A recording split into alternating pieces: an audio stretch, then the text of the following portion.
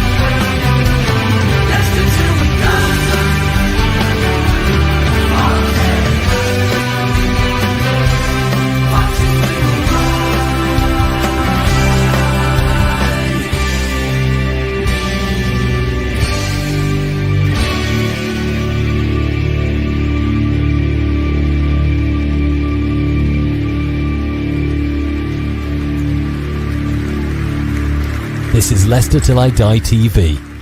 Watch and subscribe on YouTube and listen on your podcast platform.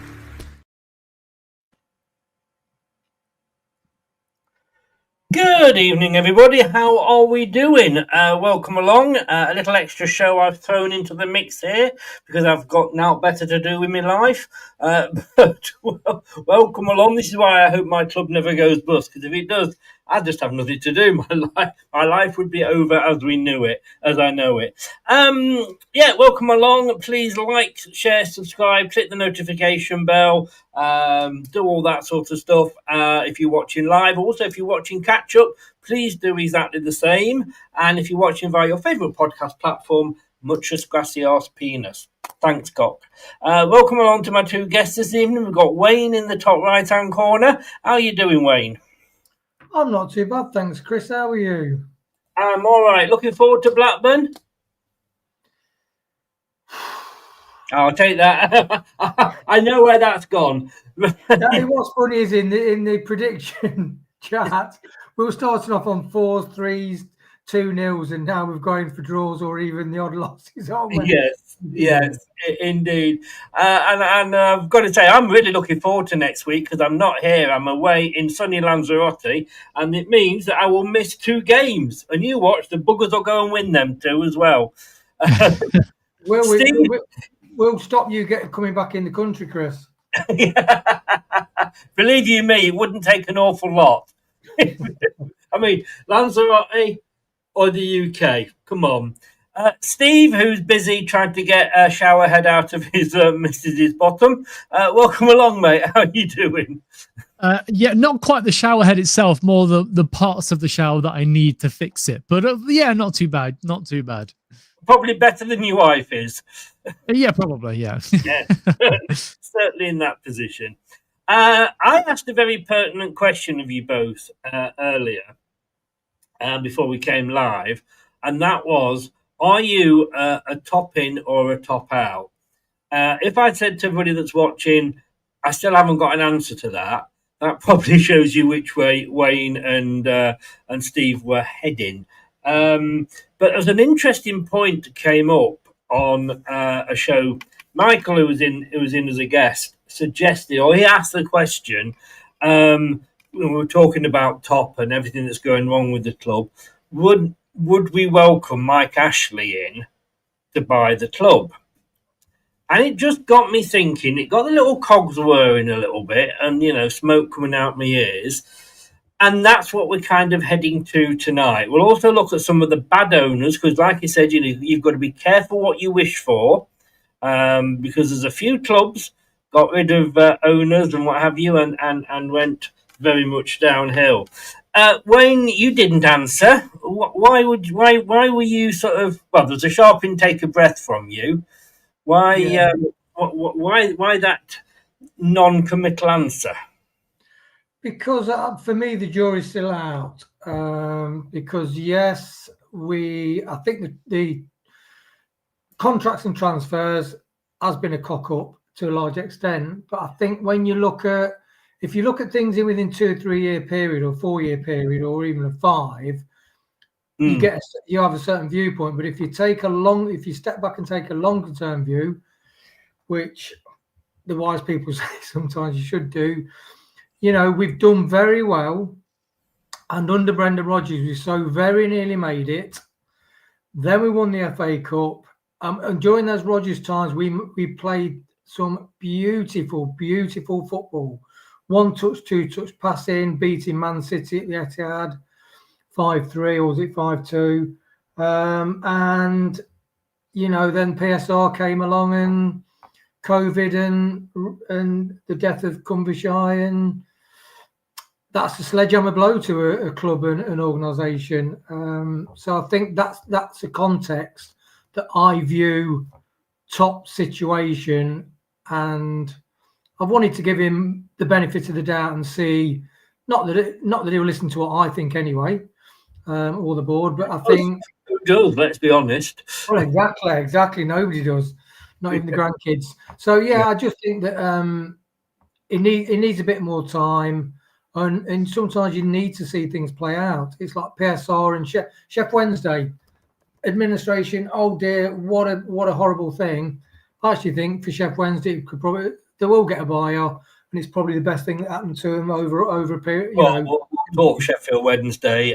We're going to go through a few clubs, as you can see, their owners down below. Steve, you took along, and Michael's just popped in. Hi, Michael, who was the gentleman who asked the question about Mike Ashley. So, if anyone has to blame him for the show, blame anybody for the show, it's him. But Steve, yeah, you were non-committal as well. I mean, I know coming back from Millwall, you were very anti-Top for a while. Well, I was more anti-Martin than anti-Top. My main issue with Top is that he's clearly lacking leadership around him for running a club. You look at the King Power business and how he's had to take a step aside from running that because it was effectively, running into the ground. And now he's taken a more hands-on approach at Leicester with the CEO role, taking over Susan Whelan. I'm worried that he's not up to the job to do it going forward. But you'd have to hope that he will accept that if he makes any more mistakes, that he's happy to step aside and bring people in that will do the job for him. Realistically speaking, Mike Ashley, he's somebody that, as we mentioned, we'll come on to Mike. Don't go on to Mike Ashley yet. Okay, so Top itself at the moment, I'm still, I'm on the fence. So I think he's done enough to warrant for fans to say he needs to leave, but also I've said for a long time that going back to the place where your dad died every other week can't be very happy. It can't be a nice thing to do, can it? So slight benefit of the doubt, but for me, it all depends on what he does this summer. If we don't get promoted and we keep the manager and we give the manager time to actually build on it, great. If he doesn't and sacks the manager, and then we go into the round of the merry-go-round again, then the true colours will come out. Wayne, Steve just said there, it must be hard going back to the place where his dad died every week, and obviously we all would understand that. It was his choice to carry on. He could have if he'd have walked away when his dad, which I rest in peace, when his dad died, nobody would have blamed him. That was almost like his get-out clause if he wanted one. Did he take advice, do you think? And he sat down and said, well, can I do all this on my own? Yes, I've got all my brothers, but I'm the oldest and the face of it. If he'd have walked away, I'd say, would you have blamed him? No. You've got the grief. You've got this sort of the business with COVID. And it's a big thing, his dad built the business, and it's hard to understand like the actual dynamic within the club. But I would say that, how would you start to even process choosing something like that? But unfortunately, you can't just deal with your grief and support your mum and your brothers and sisters and what have you. You've got this millstone, what would be a millstone. I'm sorry, whether you love the club or not, you'd probably hate to even start to process any of those things on such a massive scale where hundreds or thousands of people are relying on you to make real pressured, important decisions. And with regards to Top, one thing I will say in his defence, he did appoint a good manager. He did appoint a good manager with Enzo. Unfortunately, Chelsea came in and he left. So, I mean, would he even have appointed Cooper if Enzo stopped? A lot of these conversations that we've had and different fan channels have had probably wouldn't even exist. True, but would Enzo have kept us up? You know, I mean, all I can see at the moment is Chelsea channels going, well, it was on, I think it was on Talk Sport as well. Hello, Talk Sport.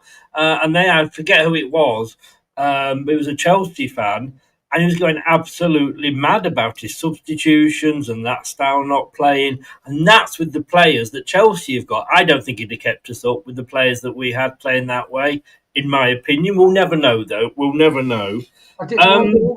Sorry, one point with that, but I doubted whether he could, because we had the richest squad in the Championship at our disposal. But he does favour the youth, and I don't think he would have wasted the majority of the 80 million that Steve Cooper did. So Steve Cooper, it wasn't my choice, but if it had not signed Edouard, which could have meant we've got one more player in, I just think he went the wrong way to go, and that signed his death warrant with the fans, really. If he wasted the money. I don't think Enzo would have wasted the money like Steve Cooper did.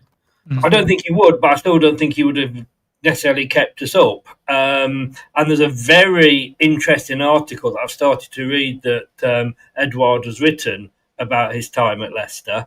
And if anybody's not read that yet, do go and read it. Steve, I mean, the thing with it started with Enzo is no owner goes in and says, I'm going to ruin this club. Well, 99% of owners don't go in. I mean, a couple of them, really bad ones, probably want to get their hands on the land and what have you. Mm. But no owner goes in. But what happened. And yes, he's got that grief every time he turns up at the King Power. Millions of people, millions of children have to go into their home that they lived with their mum and dad when the dad's been murdered or died or whatever you. And they have to live with that as well. Like I said, that was his chance, to be honest with you, to move away. But that is where it all, if you look back, and it's easy with hindsight, that's where it all started going wrong. And he's not up to the position of doing everything, is he? And he's already stood down at the King Power. I mean, if he takes that role on permanently, he said it's temporary, but if he takes that role on permanently, I will worry for the club. Well, he came out last week and said that he's enjoying the responsibility. So my guess is that he won't bring anybody else in and he'll carry on doing that role himself. Look, it's not a coincidence that Susan Whelan left and then 5 days later we announced an agreement with a betting sponsor that we had previously. So, that is a clear indication that he's staying and he's trying to do his bit.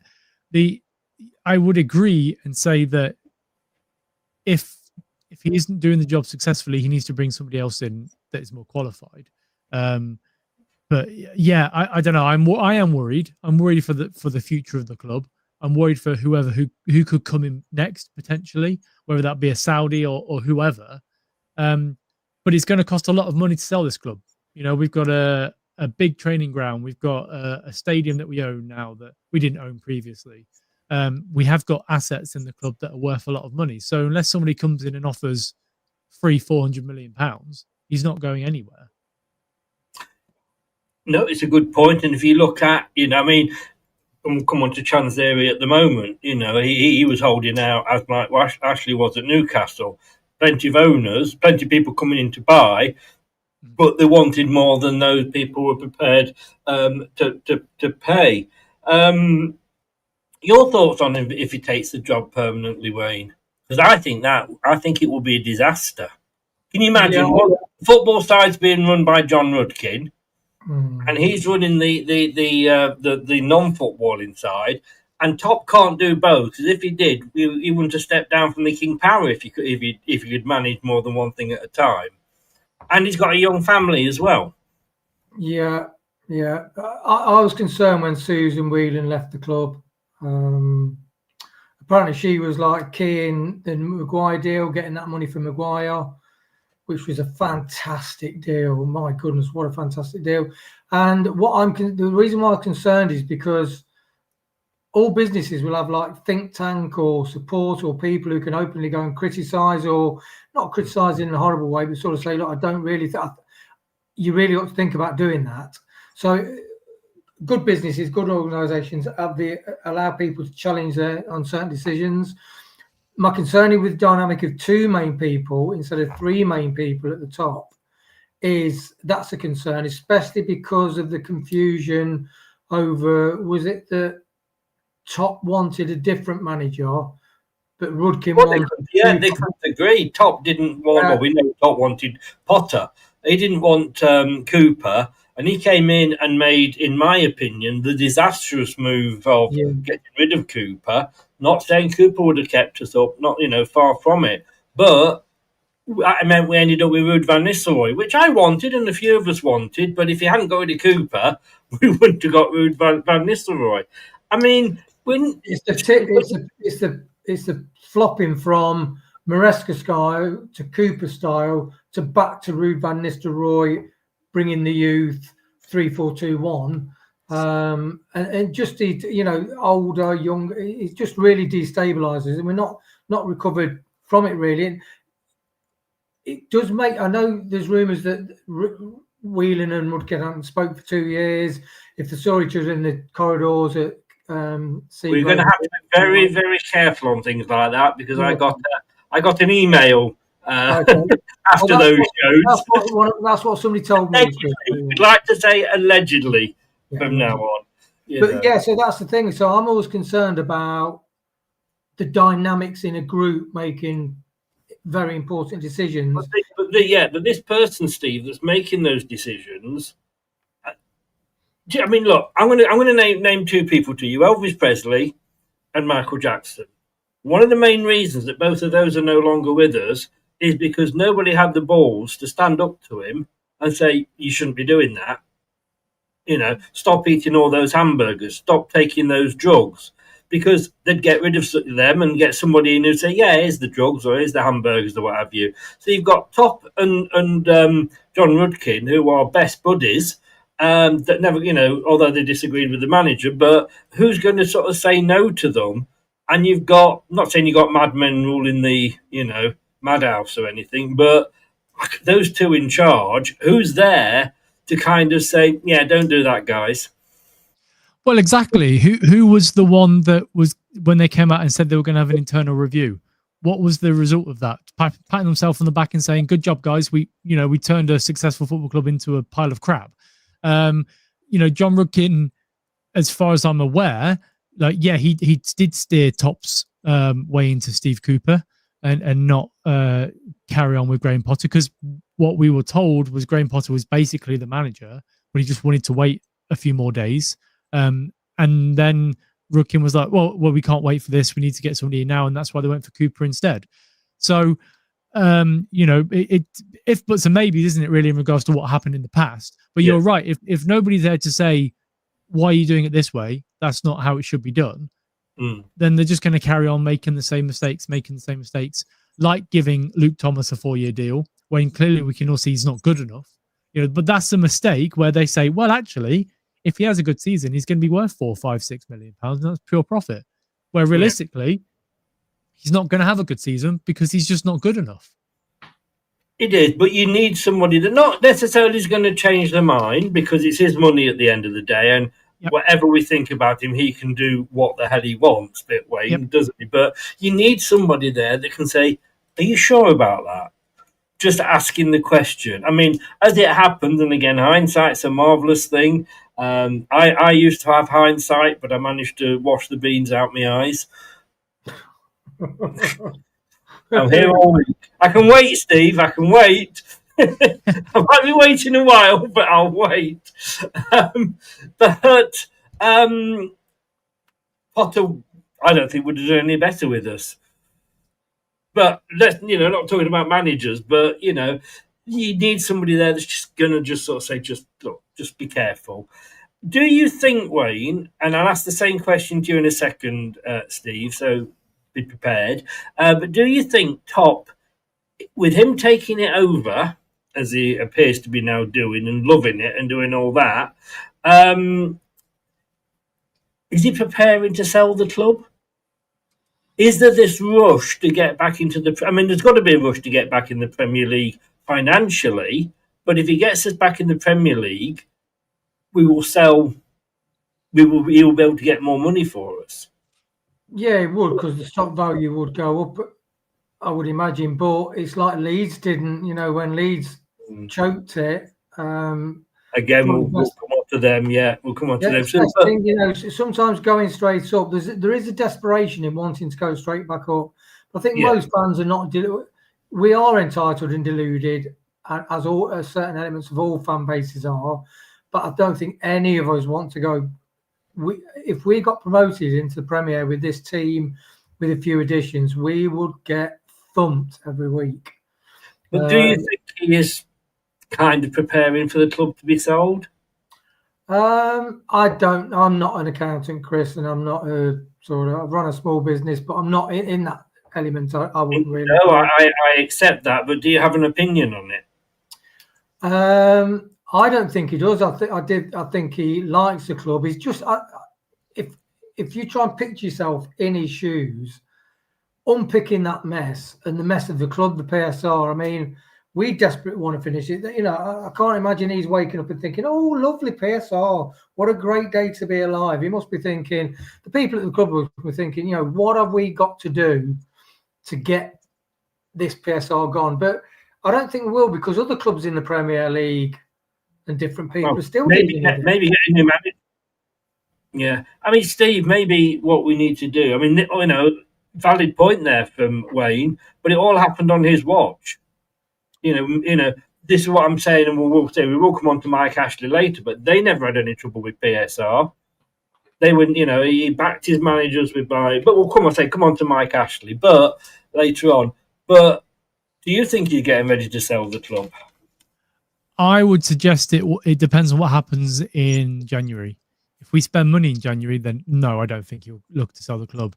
If we don't spend money in January, then the likelihood is that, yes, probably we are being up for sale, because you've sold, because Money in the Bank basically is a positive for selling, and if he does not spend any money in January, and we've made 60-70 million pounds in the summer just gone, then that's great for PSI. It'll get us into a profit, but also it looks good on the books. So potentially, but then who's the suited buyer out there for the club? As I say, it's going to take a lot of money for them to shift. We don't know that, and of course we didn't know that when they took over. They were a complete bolt out the blue, King Power. And I had a question then for you, Wayne, and my mind just completely gone blank. One thing I would say, Chris, with Top, with what happened with the whole King Power and the duty free, and the fact that all the big question marks over, are they not getting discounts on whatever deals for all the duty frees, etc., etc. I do think with what's happened, maybe this is his just had to catch his breath. Maresca left. He's tried to deal with it. He did make a mistake. He's probably there thinking, you know what, next time I'm gonna insist. If he was a fairly decent businessman, like his dad was, he should have had somebody lined up.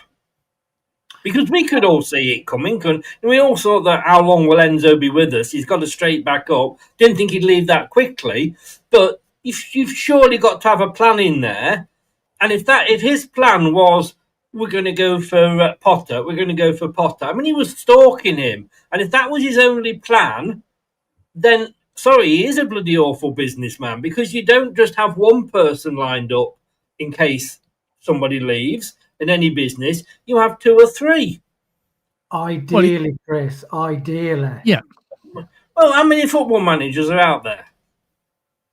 There's loads, Chris. The merry-go-round of crap ones is there all the time. Sorry. And we had two of them last season.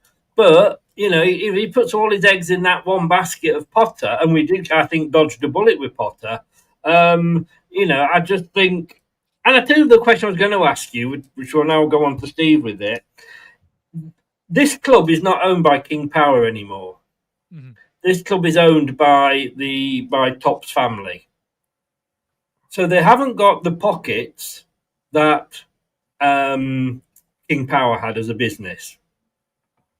You know, at some point he's got to start looking and thinking, oh, I'm spending. Hang on a second. I've got a family to think of here. I've got my retirement to think of. So when it's his own money, are we going to sort of see a drop down in sort of support? Because it's not the King Power that own us anymore. Well, they always say that the easiest way to go from a billionaire to a millionaire is to own a football club, and this is clearly the case. Look, he has turned debt into shares in the last 12 months. He did that last season.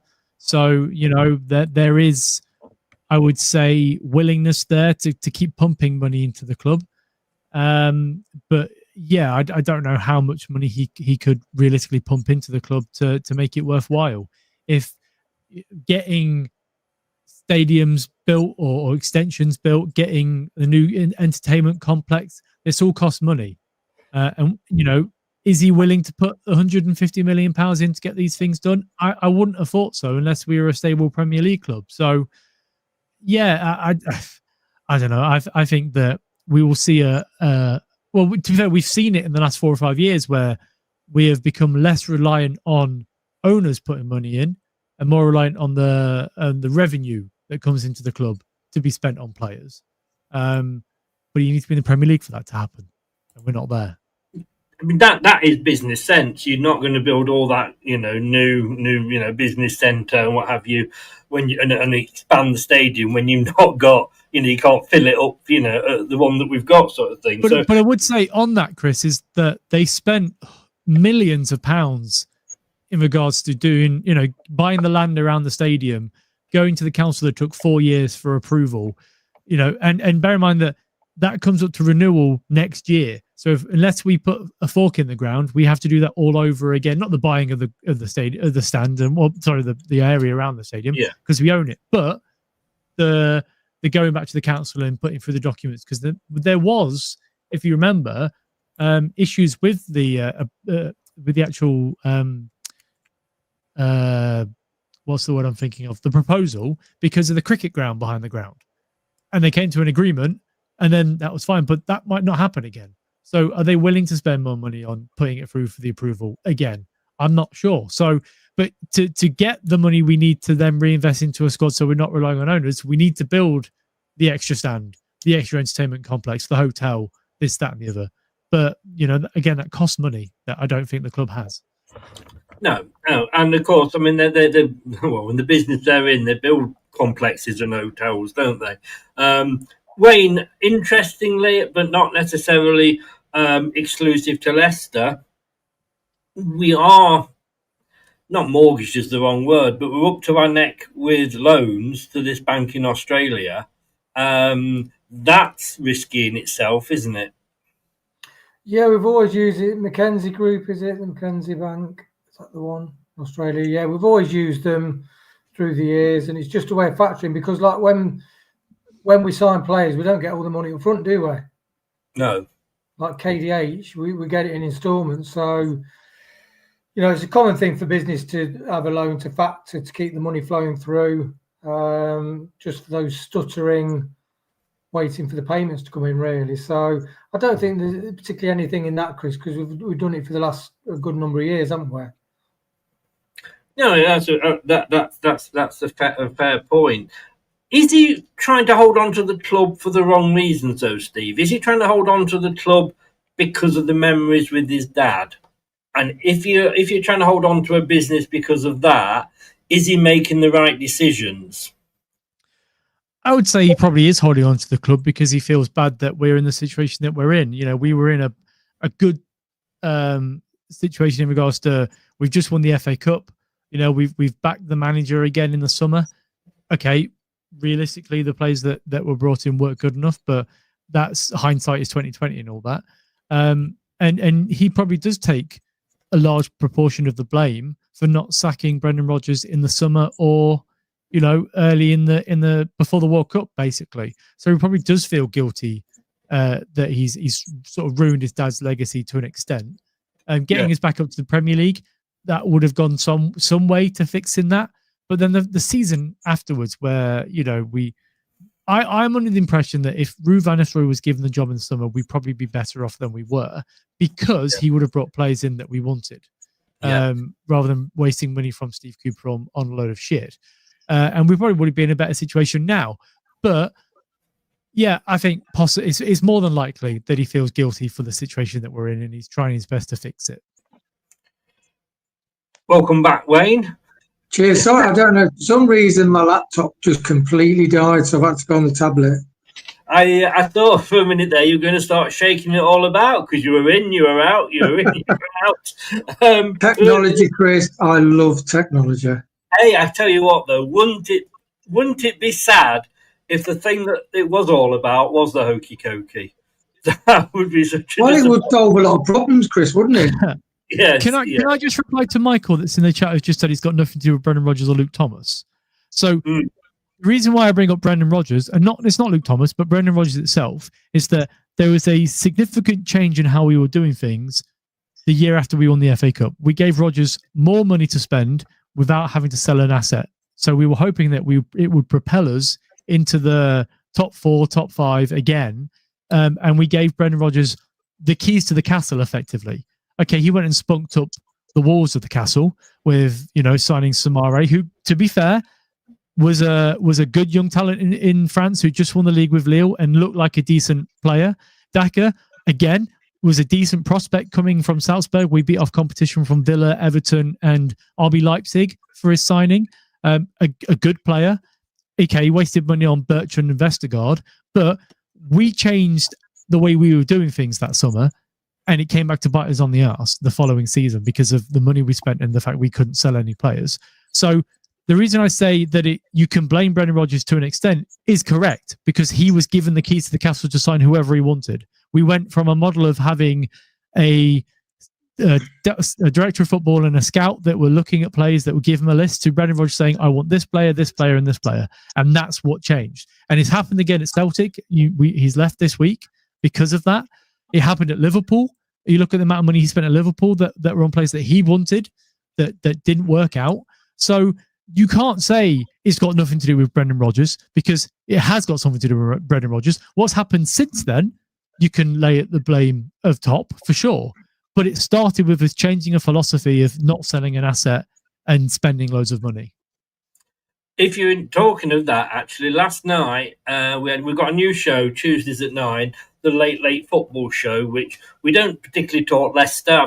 My co-host is Dan, the Burnley fan. But we were looking at what was going on at Celtic and trying to pick through the statement that Desmond Dermott, whatever he's called, put out. And when you read some of the things he said about Brendan Rodgers, I'm going down that list going tick, tick, tick. And it's like, wow. And I wanted to give Brendan a little bit of leeway, because he wasn't promised the money for the rebuild, and we don't know what would have happened if he'd got that. But he was misled again by Top, because he was going out allegedly, according to Brendan, and it maybe he uses the phrase that the Queen used, that recollections, or I can't say the word, but our recollections of what happened may be different. So with the Brendan situation, with not backing him in that summer window, it was clear that he was done. He was emotionally drained. He was just done with the club. After the loss to Forest in the FA Cup, you could tell when he came out and said this club is not the same as where it was. After that summer when we didn't get the money. Yes, it was the season we got relegated that I'm talking about. Yeah. But the season before, we lost to Forest in the FA Cup and we got embarrassed. Right. Yeah. And he said that there was we needed a whole new refresh, to get players in, get players out. Yeah. Yes, he was misled, that's for sure. But I don't think how misled he actually was, because he said stuff in the summer that he's gone on to say at Celtic, and we've sort of gone, is it true? Is it not true? Mm-hmm. And realistically, if Vichai was here and he come out and said some of the stuff that he said in the summer, he would have been sacked on the spot, but the club didn't want to spend the £15 million it was going to take to sack him and his coaching staff because we couldn't afford to do it. So we were hoping that he would just walk away. He didn't. He stayed, and then we had Stel Fofana, and then we bought Wout Fass in, which, let's be honest, wasn't the best signing to replace a decent young prospect. But he takes a lot of blame for that season because, as much as I say, it was the perfect storm. We had players that were out of contract that in the last sort of 2 months of the season, they dropped 10% of what they were playing. And if you do that in Premier League, you're going to get beaten every week. There were players out of contract that just didn't care anymore because they weren't going to be here. So who cares if they get relegated? Brendan Rodgers, who didn't want to be at the club either and hadn't want to been there since before the World Cup. But the club stalled and didn't sack him. So as much as you're saying, Michael, that it's the owners and board's fault, not the head coach, Brendan Rodgers was given the keys to the castle to sign whoever he wanted.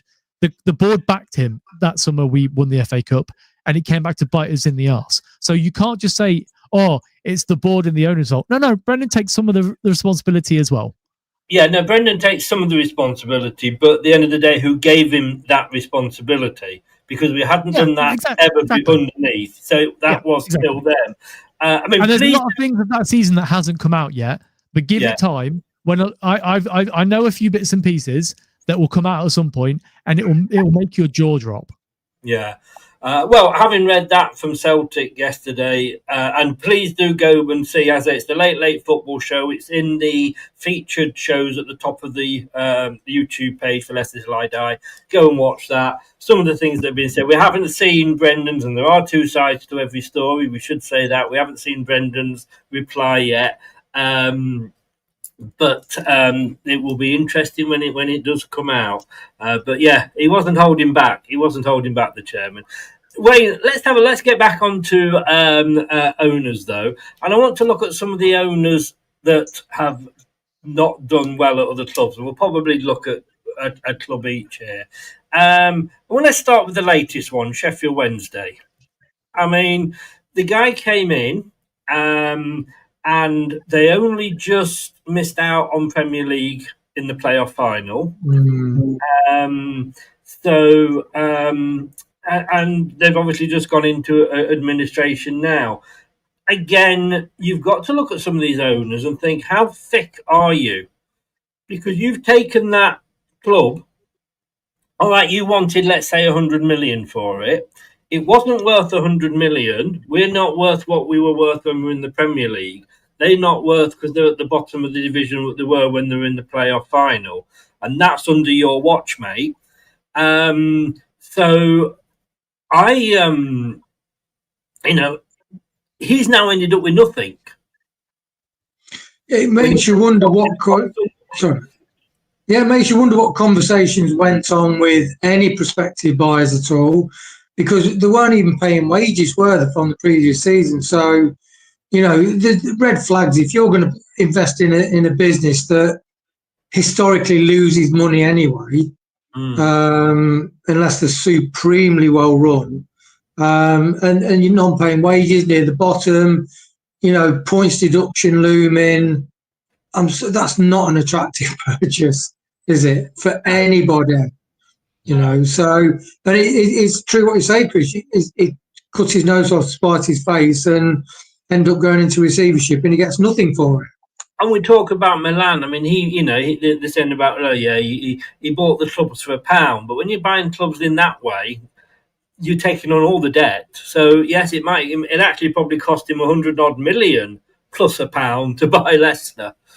Yeah, and he was successful at doing it as well. He was very good at doing it. Yeah, I mean, some of the red flags here. The club also had its the stadium company owned by the same owner, raising issues of sustainability and conflict of interest. Oh, yeah, there we go. A supporters trust report found Chanzeri's business empire doesn't generate enough profit to sustainably fund the club's losses. The case highlights how even historically established clubs with a large fan base can be deeply harmed by poor ownership decisions and lack of sustainable funding.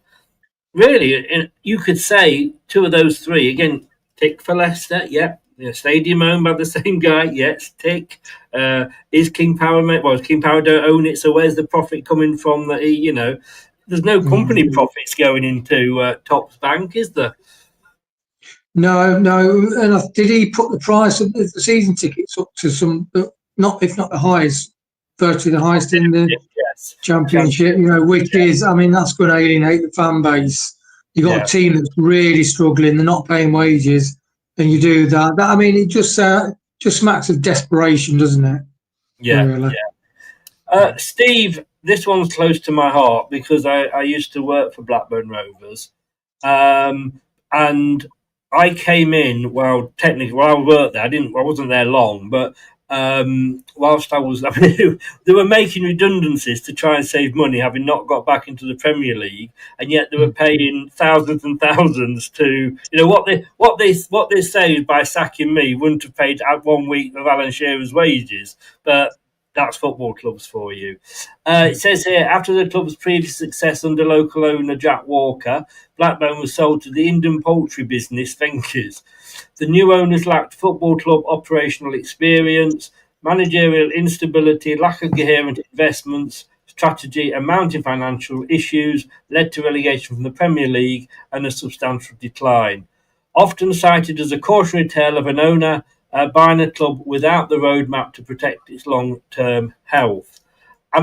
This is the example that I always say, be careful what you wish for. The fans didn't wish for Jack Walker to sell, but he'd passed away, so the family wanted to sell it. They wanted the new owners to get rid of Sam Allardyce. The new owners, trying to please the fans and get on the fan side, said, yeah, we'll sack him, gave it to his assistant manager, and the rest, as they say. But this is the thing. Again, who did the checks on a club? You've got to say that an owner's got to have some knowledge of football, surely. Well, you'd hope so, wouldn't you? That the owners sort of have a small, understanding of what's happened in football and of running of a football club. But let's be honest, that's not really how it works, is it? You look at Newcastle, the Saudis. I don't know if they really understand football when they came into it, but they certainly do now. But there have been ownerships in the past that do understand football that aren't good enough anyway.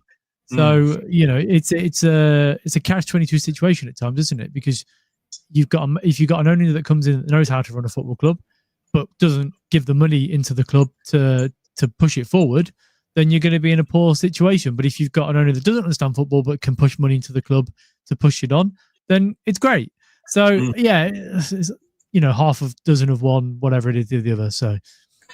And you got to say, and in fairness to Top and Vichai, more probably at the time, they asked Mandrich to stay on for 6 months to show them what to do, and that was the thing. Now this other one, next one, Wayne, is quite close to my heart, Blackpool, because I knew Mr. Oyston, who owned Blackpool Football Club. I also totally embarrassed myself in front of him in a nightclub when I was drunk, and we were the judges for Miss Blackpool. That's a story for another night. What a tough gig, Chris. It was, to be honest with you. And, they kept throwing free drinks at us and food in wine sauces, and it would have been rude not to have it, is what I'm saying.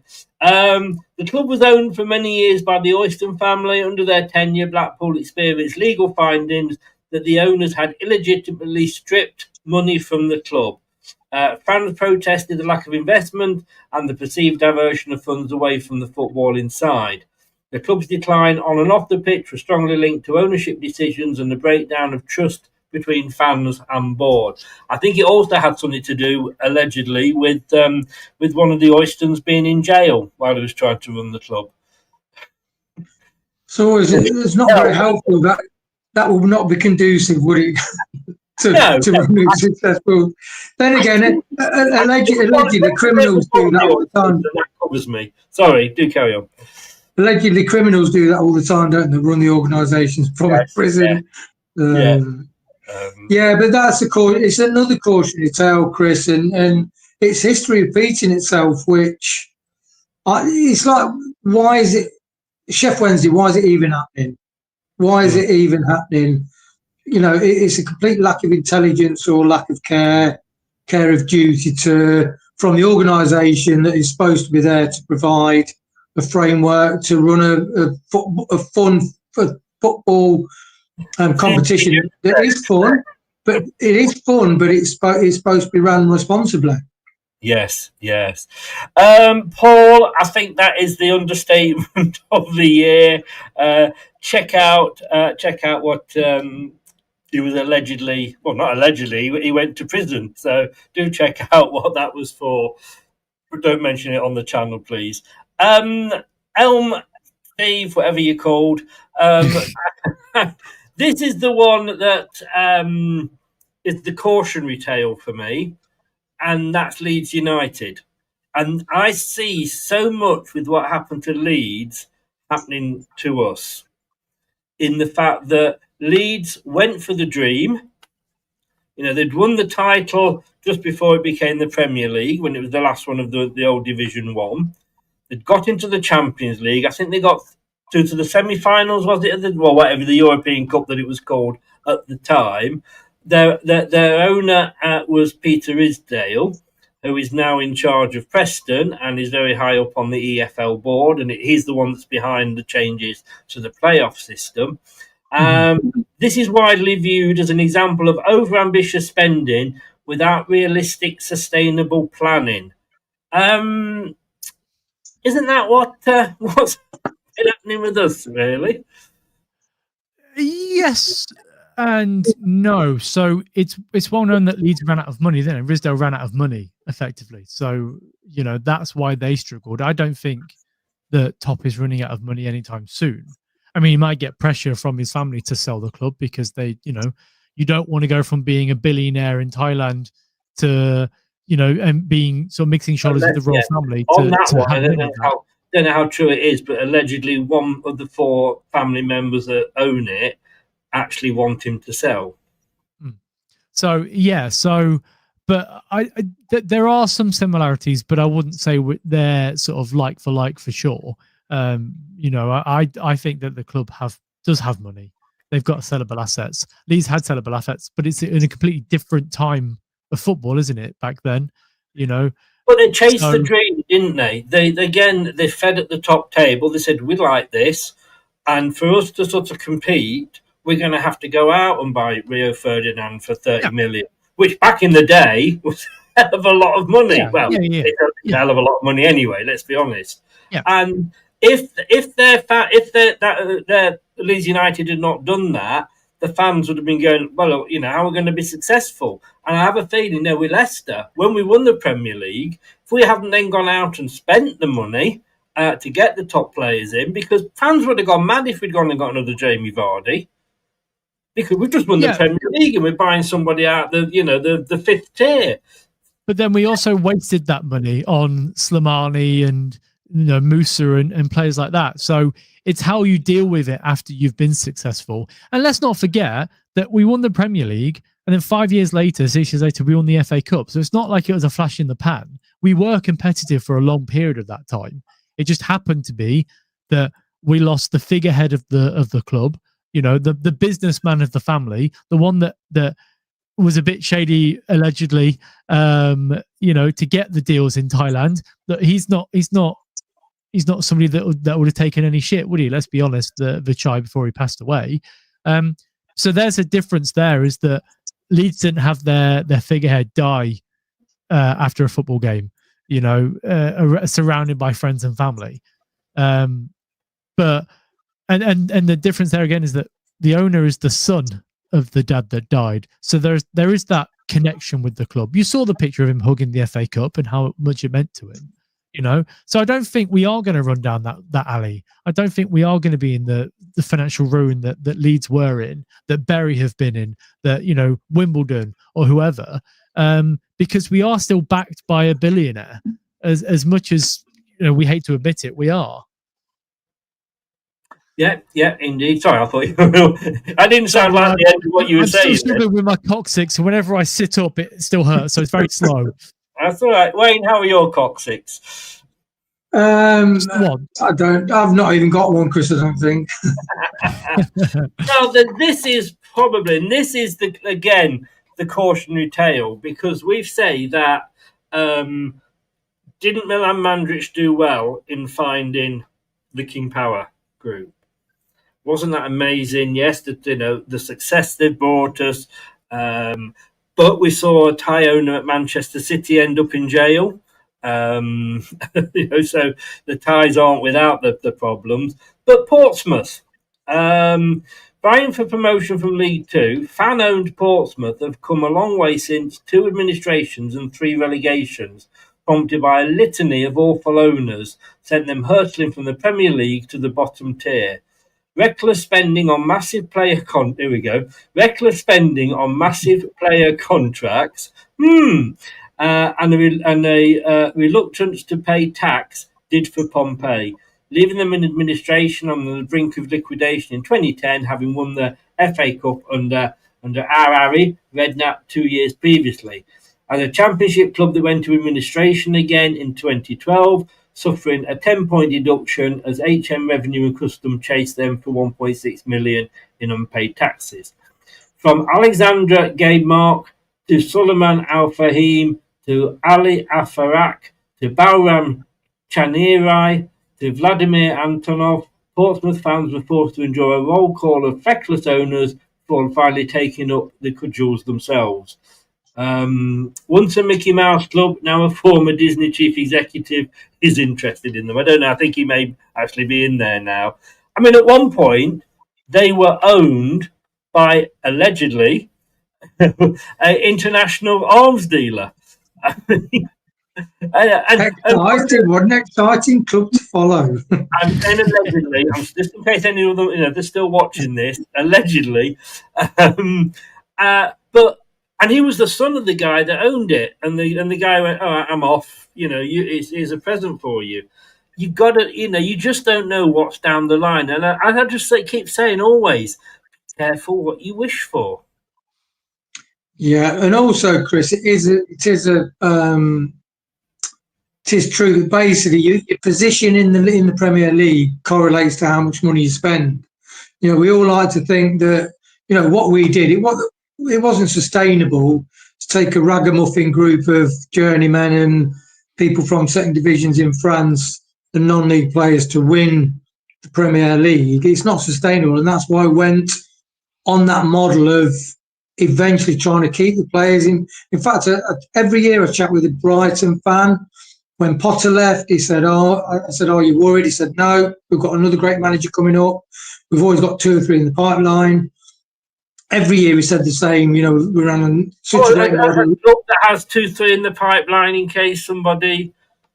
Yes, that's true. But what's interesting, last season, the end of last season, I says, are you going to carry on doing what you're doing? He says, no, this season, which was the whole of last season, 24-25, he says, we are not going to sell so many players, and we really believe we can get in Europe.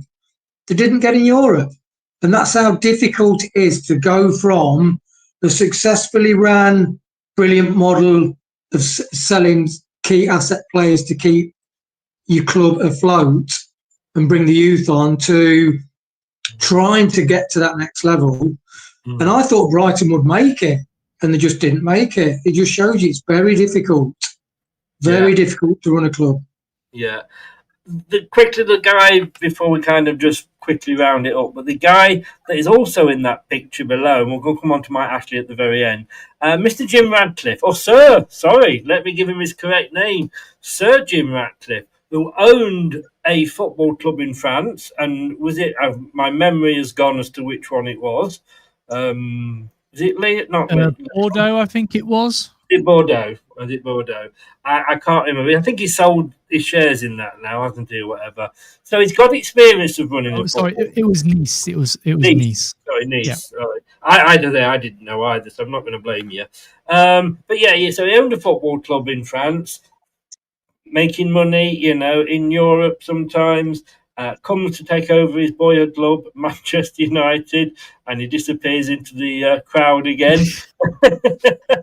It's usually the way around. People usually come out the crowd to invade the pitch. The other way. Having money doesn't guarantee that you're going to run a club well, does it? No, it doesn't. It doesn't. Having money doesn't mean you're going to run a business well, let alone a football club.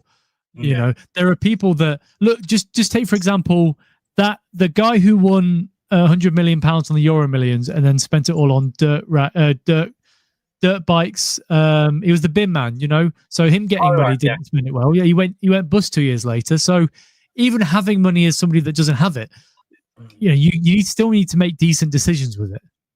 But as a Man United fan, when you're seeing Jim Ratcliffe walk through the doors, having put up with the Glaziers for so long, and let's be honest with you, they were bloody awful.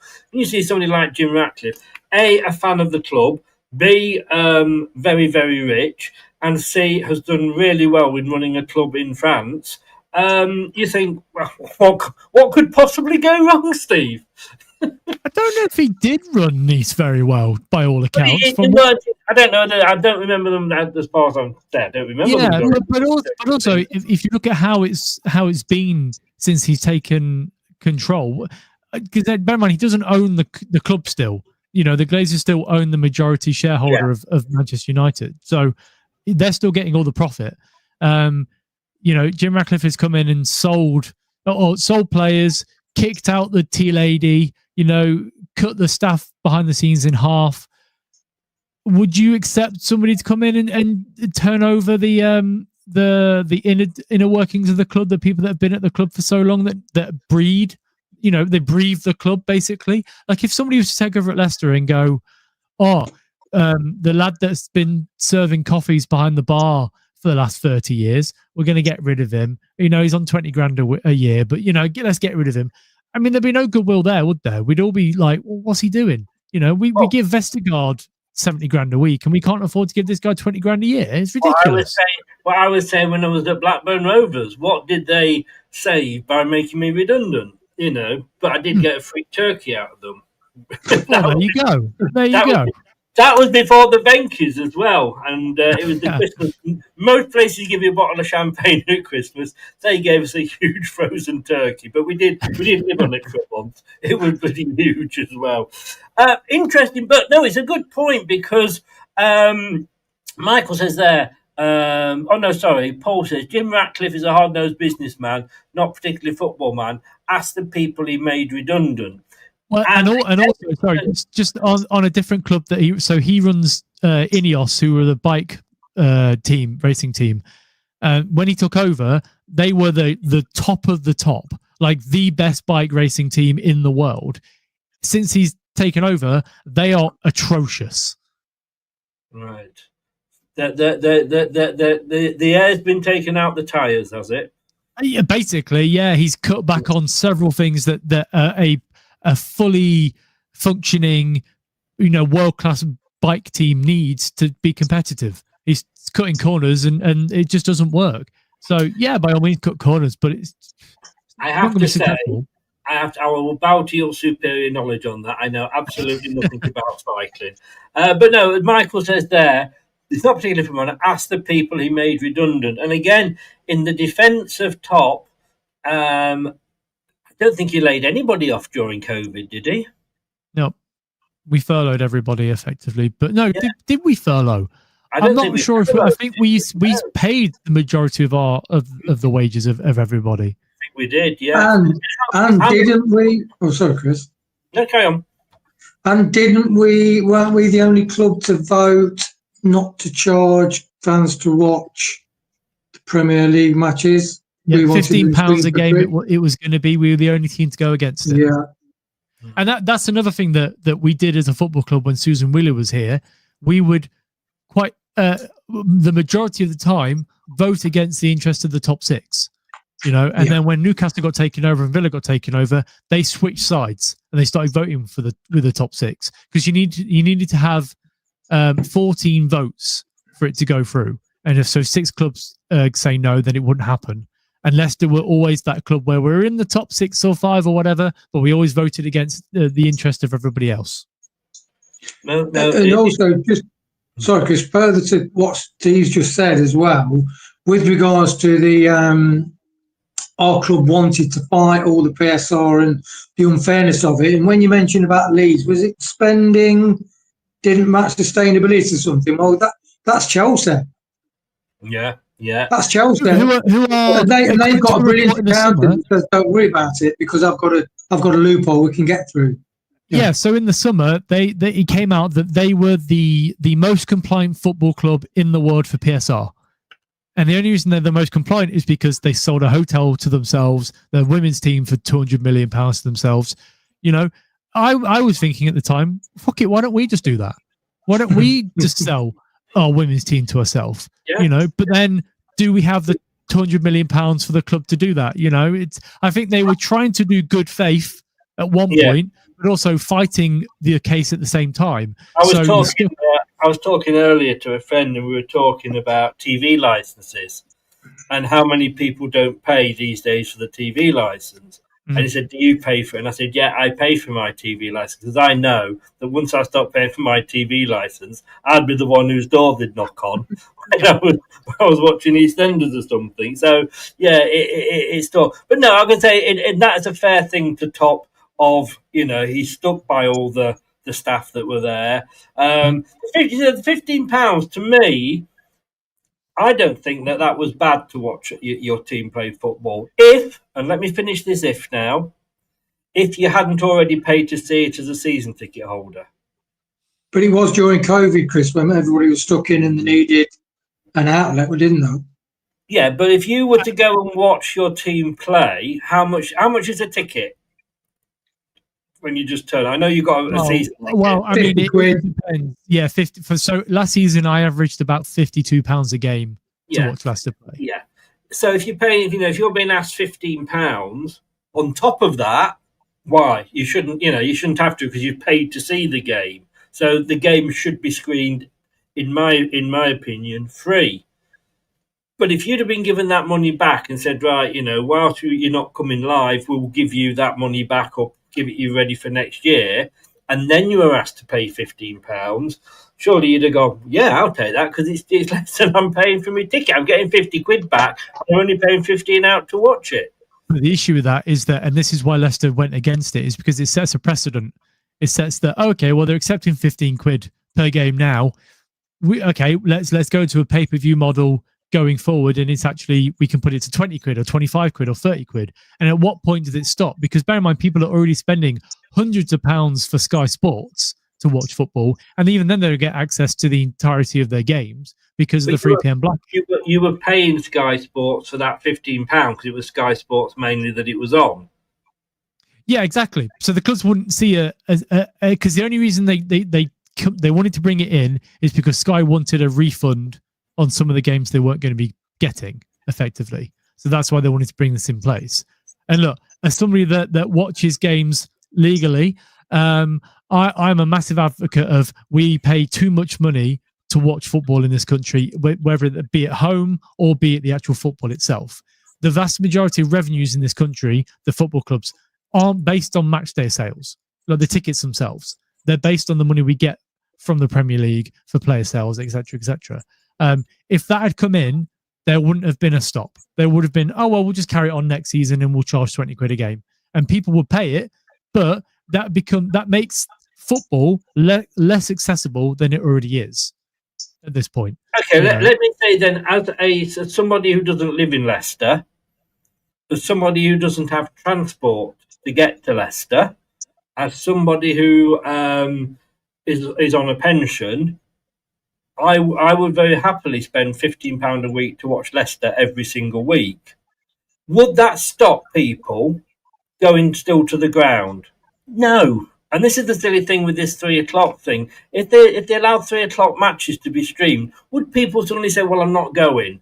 No, because you go, because you're going for the atmosphere, for the camaraderie, for the having to go at the opposition. So that's the way I look at it. But then, as I say, I'm when people say to me, people used to say to me, well, you never put any money into the club, do you?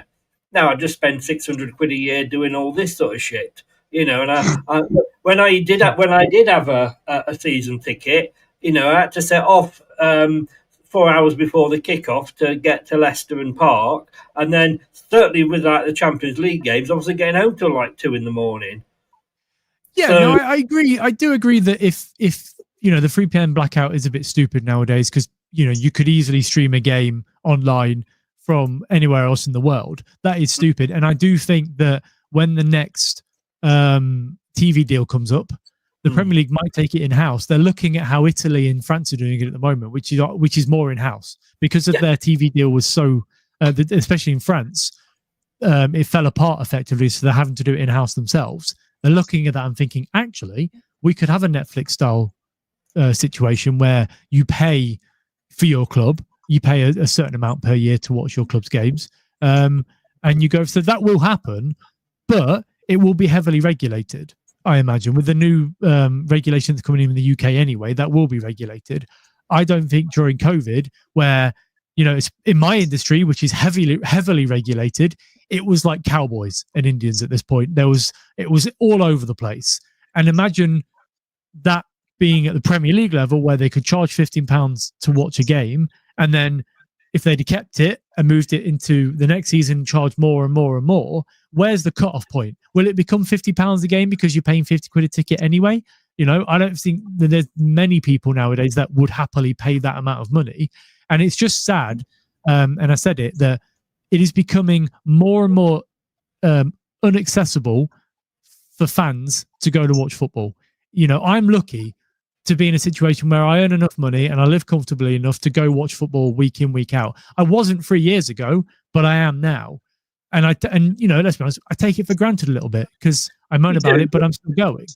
I mean, Mark said there, you're right, we pay too much. Well, do you want us to spend, £10 million on a player? Or do you want us to be buying League One, League Two and conference players? Because but fans would moan, why aren't we buying this player? Well, if you want these players, if you want to try and get European football, you're going to have to pay for it, I'm afraid. Yeah, but it's got out of hand. It has got out of hand in the last season. It has got out of hand, definitely. But I think it's like, okay, let's say Netflix or Amazon. You pay $5.99. Sorry, I probably don't anymore. $8.99. Let's say £10 a month, right? And you say, oh yeah, well I could get a ticket at the cinema for £9. Yes, maybe you could for one film. That £10 you're paying gets. So there's I'm sure there's ways around it. This is probably the wrong time to do this, but hey ho, strike while the iron's hot. We'll be back. We'll be back in a second if I can find the right thing to press, which I never can. Here we go.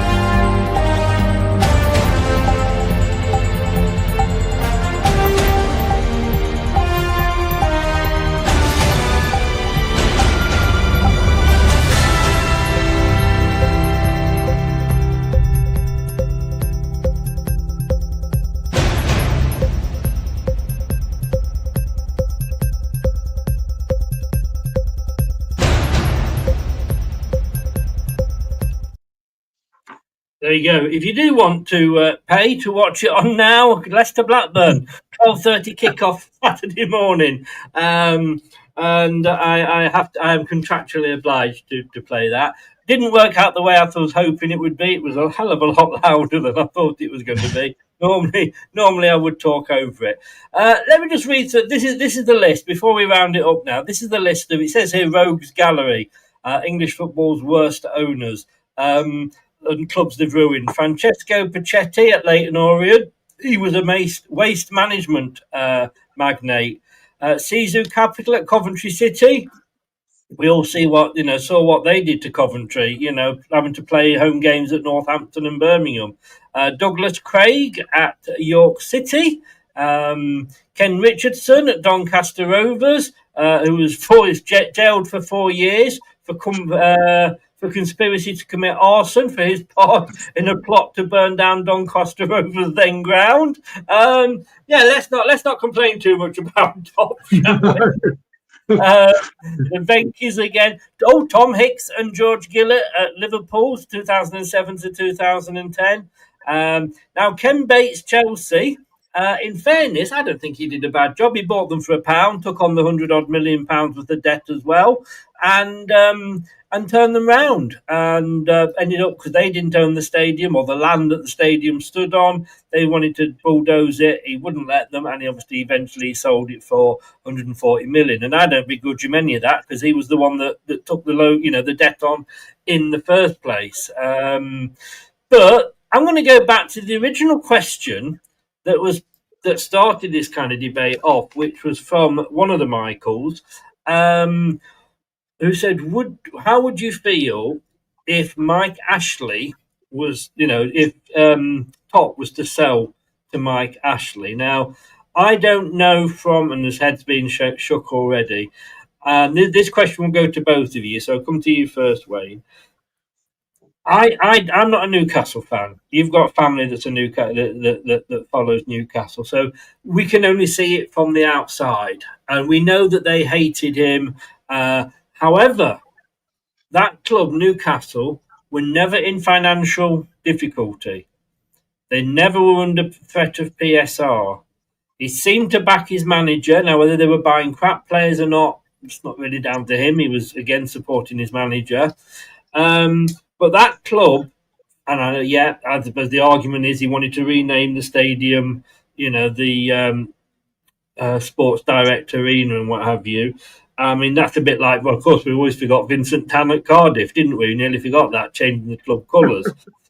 Things that Pop would never do. But would it be such a bad thing? Because at least we probably wouldn't have PSR problems then. No, we wouldn't. Well, do you want me to quote what the Newcastle fan said? Yeah, they do. Yeah, I'm not a Newcastle fan, so I can only see it from the outside. Okay, so he used Newcastle as a springboard for Sports Direct and free sponsorship. He did the same in Scotland with Rangers. He milked the club for years, didn't invest in club players or training ground. Was scraped by, yo-yoing between the Premier League and the Championship. He loaned Newcastle money, never put money in, never paid Newcastle a penny for advertising, and then you name the thing. So yeah, I suppose it's interesting looking from the outside. When you said that, I thought, yeah, that's a fair point, Chris. But then I thought, well, I can ask somebody who's goes to up there regularly and loves the club, and it's interesting what they said and about his superior background knowledge. No, totally. And when Michael said it in the chat the other day, my first thought was, nah. And then I thought, hang on. They never were in financial trouble. When he sold to the Arabs, Steve, they brought a club that was financially sound, that could spend what they were allowed to spend under PSR. And all right, they've not yet reached the levels of the big six, so to speak. But would it be a really, really bad thing? I mean, yeah. What? All right, well, expand on that. Because I can see what you're saying about changing. You wanted to use it for advertising. Fair enough. It's his company. His company owns the club. So, what's our stadium called? Not called the Walker's Bowl anymore, is it? Which is what it was going to be, of course. It's the King Power Stadium. Surprised that. Now, I don't know, and I don't think, in fairness, Wayne, I don't think fans will totally know whether he was going to pay for that or just, stay. But then again, when you own the club, you can do what the fuck you want with the club. Anyway. So I'm not going to make any friends here with this, but if you want Mike Ashley to be the owner of Leicester City Football Club, you are deluded. There is a reason why the Newcastle fans were so angry with Mike Ashley being in charge. He never invested money into the club. The training ground was in disrepair. They started to come in and spent over 150 million pounds bringing it up to speed and rebranding the stadium or refixing bits and pieces of the stadium. The club itself, they are under a PSR hit now because the revenue that Newcastle could have earned in that time under Ashley had stagnated for the last 7 years. Whereas Man City at the same time, their revenue has quadrupled in size. So if you look at Newcastle when the Saudis took over, it was £75 million that they were earning a year, and Man City were on about 56. If you look at them now, Man City earn around about £350 million a year with revenue. Legally? And Newcastle, sorry? Legally? Well, it doesn't matter if it's legal. That's up to the EFL or the Premier League to decide, isn't it, at the end of the day? But Newcastle have been roughly about the same amount of money every year, 75 million. They've gone up recently because they've invested with the Saudis and what have you. But Mike Ashley is well known for being an asset stripper. Do you want somebody to come in and asset strip this football club to sell off bits and pieces so he makes money out of it? No, I don't. And okay, whilst you can say that Top has made mistakes, Mike Ashley would be a disaster for this football club. And honestly, if you think he'd be a good one, then it's bloody delusional. It's all about opinions, Michael. It's all about opinions. All right, well, let me word it another way then. Because, look, at the end of the day, I don't want Top to go, despite all of this. And as you say, I have to play devil's advocate, otherwise it'd be a 5-minute show. Let me do it this way then to you, Steve. Not Mike Ashley, but a businessman similar that we would hope wouldn't do that. Well, it's hard to say. It's hard to say because if you say a businessman similar to Mike Ashley, look, he took over Game and shut all their stores and brought them into Sports Direct. Who was it that he took? Debenhams that he took over? They're no longer about. So do you want a businessman? No, he didn't take over Debenhams. It was it House of Fraser? House of Fraser, that was the one, yeah. Brought them in-house to Sports Direct as well. So, he's not a good businessman by all accounts. And look, I have my reservations about somebody coming in from the Middle East to take over the club for personal reasons. But realistically speaking, I would much rather have King Power or Top in charge of the football club than I would Mike Ashley or somebody of his ilk. Wayne? Yeah, do you think that Top loves the club? Yes. Yeah, he does. Yeah. He loves the club. He's writing off 100 million 1 year, 120 million. He loves the club. He wants us to do well. Well, let me come back to you with this one then. Michael said they're rubbish. He didn't asset strip Newcastle. So why didn't he spend any money in the time he was at the last sort of 3 or 4 years? It's well known that he didn't spend money going in that time. The club got relegated. Let's not forget. They sold off players to keep the club going. That is asset stripping. No, I'm just asking the questions as they appear at the phone. There's also another reason why, the reason why the Saudis paid so much for Newcastle is because they had to buy every single piece off Mike Ashley that he'd already taken away and put in different bits and pieces. So, including the fan store, let's be honest, that was... Yeah, exactly. So, Michael, you're more entitled to your opinion, mate, but, as much as we all agree that Top is an issue, to think that Mike Ashley is going to come in and change things, it's just silly. It's honestly just silly. It is a case, and we'll end on this now. It is a case, isn't it, that you have to be careful what you wish for. With all those that we went through, Wayne, all those bad owners, and look, you've got some of them that were in there that were they went in because they wanted the land. And they wanted to move the club out and have that land to build property and what have you. And of course, it's not always, as in Portsmouth case, it wasn't the first guy that bought it that was bad for them. It was the third down the line. So you never know what's going on. And there will at some point, I guess, When Top decides to retire, and who knows if he does decide to retire, who's going to carry it on? We don't know, do we? But there's a lot worse owners out there.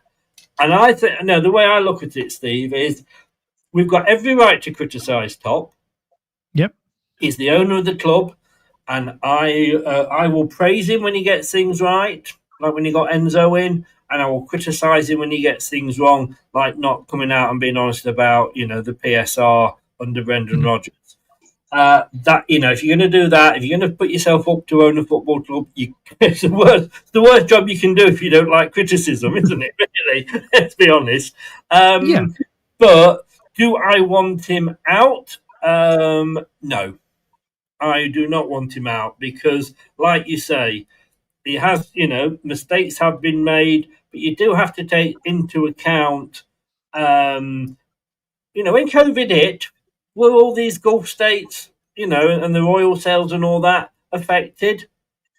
No. Yeah. What do you think was the thing behind this? Because BC Game, and I'd love to know if anybody's actually gone in and said, I've got a shirt without a sponsor on here. Please will you put BC Game on the front of my shirt? I don't think anybody, even though it's free, I don't think anybody will be doing that. But, there was this thing, again, allegedly, that Susan was going after this new company that was more dodgy than BC Game, allegedly again. But within, like you say, as soon as sort of Top seemed to take over that BC Game, and it was done, and I think £30 million that he got, or whoever it was did the deal, got for 3/4 of a season, and most shirt sales without the name on. I think it's a bloody good deal. It won't be £30 million because I think you're taking into account last season's BC Game sponsorship as well. I'm under the impression that it's million for this season because they can only do it for one season, can't they? Yeah, but it's not. We've not been paid £30 million for the sponsorship from BC Games. I'm under the impression it's closer to 10. But it's still something, isn't it? It is, yeah. It's still better than it was, but it's definitely not £30 million.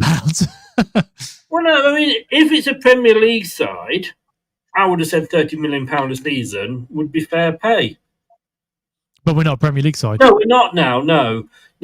But I'm only going off what I read. I thought it was 30 million for this season. No, that's what we got.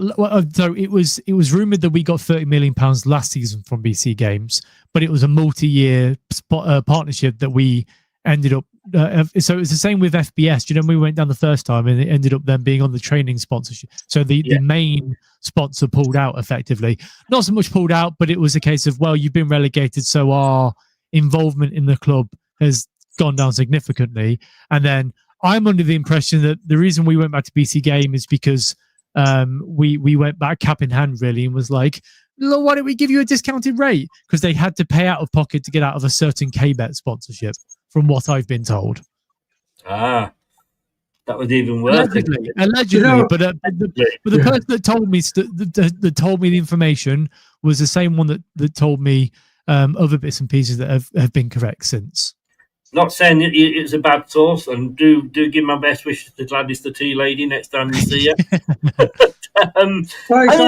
Some championship sides have Willie's Pies, don't they, sponsoring the shirt? Exactly. Yeah. Well, it's the Spud man, isn't it, Preston? Yeah, so you had some fans that were saying, why don't we go back to Walker's Crisps or whatever? But Walker's Crisps is owned by PepsiCo, and they've laid a load of people off recently. The money that the club needs, there are certain clubs, certain businesses in the UK that would just never pay that. And PepsiCo is one of those businesses now. We're in a different market for sponsorships. That's why we've had to go towards the dodgy gambling sites. Whereas, if we were to spend 2 or 3 years in the championship, we probably would have Pucker Pies as a sponsorship because it would cost a hell of a lot less. Yes, I agree. And, Walker's hasn't got that association with Leicester that it used to be known as. I can't remember the last time Gary Lineker advertised with them. The thing is, Wayne, and very last question, you're saying that the value of being on the front of our shirts is less this season. But I would argue that how many games of Leicester's will be on TV? A hell of a lot more than if we'd still been in the Premier League. We'd have been getting the bare minimum in the Premier League. The only time we got a lot of coverage in the Premier League was when it was obvious we're going to win or we had a chance of winning the Premier League. And every game, the last 10 games, every game was changed time, what have you, for the TV. But look at how many games are on TV last time we were in the Championship. Different now because Sky is showing any game that's not 3 o'clock, you know. Yeah, I don't know how it would equate money-wise and whether it's an overall blanket deal and then with a bonus scheme for when you actually are on TV. But if we carry on, Chris, and that our appearances on TV, we might get rescheduled. Well, don't forget, 12:30 Saturday on Now TV by Sky. You can watch Blackburn Leicester. And if you do, put it on, turn the sound down and tune into the watch-along on this channel. Guys, I didn't know which way this was going to go, but I just thought it would be an interesting topic to talk about. Thanks very much, Steve. I do hope your wife, manages to extract that shower bit from her backside. And I don't. I just bought an entire new shower, so it'll just be refit. I'll fit it when it turns up, so a lot easier. It is. Until then, have a rub down with a wet copy of the Daily Mail. Wayne, thank you very much as well, sir. We'll be back at 7 o'clock on Friday with the press conference preview. Yeah. And I will see you. No, I won't see you on Monday, Steve, because where am I? Oh, yes, I'm on holiday. So there'll be no review show next week. In fact, there'll be no shows of any description next week. And I say that's the good news, that I'm missing 2 matches, Middlesbrough and Norwich. But I'll watch them. 6 points coming up, Chris. 6 points for us. I don't show me face if I come back and we've won 2 games. But I will enjoy myself with my cocktail, watching it live from sunny Lanzarote. Guys, thank you very much. I will see you Friday. See you in a week, mate. Cheers, all Chris. the best. Take care. Cheers, guys. Thank you. Right, thanks very much there to Steve and to Wayne as well. So, like I say, we will be back tomorrow, 7 o'clock, for the prediction show. It's going to be interesting. Blackburn Rovers, do we fancy our luck? Dan wants us to smash them, but then he is a Burnley fan. Thanks very much, everybody. Like, share, subscribe, do everything that it says down there. And don't forget, if you have been listening by your podcast platform of choice, thank you very much for lending us your ears. Take care, and I will see you tomorrow. Good night. Thanks for watching. These videos are tremendous. You better like them too, or I'll be back. This podcast is proud to be part of the Talk Sport Fan Network. Talk Sport. Powered by fans. That will conclude this evening's entertainment.